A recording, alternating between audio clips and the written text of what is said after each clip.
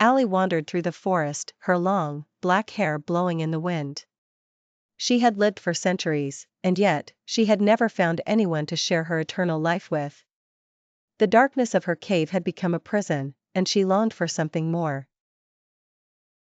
As she walked, the trees grew taller and the air grew thick with mist. Alli stumbled upon a clearing, and in the center, a beautiful lake shimmered like diamonds. She approached the water's edge, and as she gazed into its depths, she saw her own reflection staring back. For the first time, Alli felt a pang of sadness. Why must she be alone? Why must she be cursed to walk the earth for eternity, with no one to share her joys and sorrows? Why must I be alone? She whispered to herself, her voice barely audible over the gentle lapping of the water.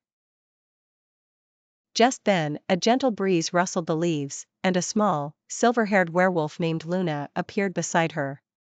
Luna's piercing yellow eyes sparkled with kindness, and Alli felt a sense of peace wash over her. "Hello, Alli," Luna said, her voice soft and soothing. "I've been watching you from afar.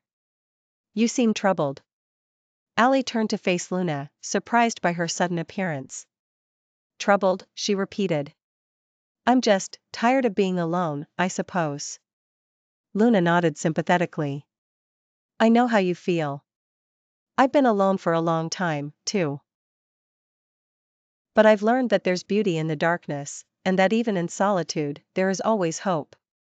Alli felt a spark of curiosity ignite within her. "Tell me more," she said, her voice barely above a whisper. And with that, Luna began to share her story, and Alli listened, entranced.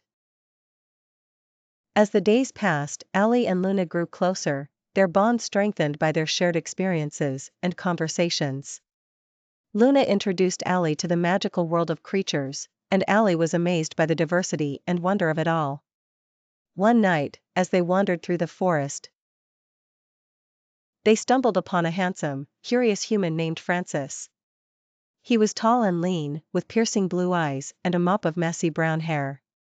Alli felt a flutter in her chest as he approached them, his eyes scanning the surroundings with a sense of wonder.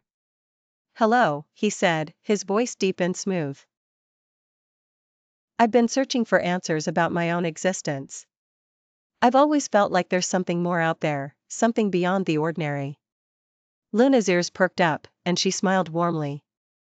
"Ah, Francis, you're a seeker, aren't you?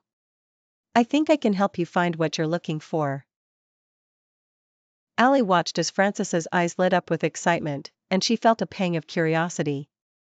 Who was this mortal, and what secrets did he hold? As they walked together, Francis asked Alli about her immortal life, and she hesitated, unsure how to respond. "It's complicated," she said finally. Luna intervened, sharing her own story of finding acceptance and belonging among the creatures. "We're not so different, Francis," she said. "We're all searching for our place in the world, aren't we?" Francis's eyes lit up with wonder, and Alli felt a spark of connection with this mortal. She saw something in him, something that reminded her of her own curiosity and sense of wonder. "I think I'm starting to understand," Francis said, his voice filled with excitement. "You're not just creatures, are you? You're magical." Luna chuckled, and Alli smiled, feeling a sense of belonging she hadn't felt in centuries. "Yes, Francis," she said. "We're magical, and we're here to help you find your way." As they continued their journey, Alli found herself drawn to Francis, her heart beating faster with every step.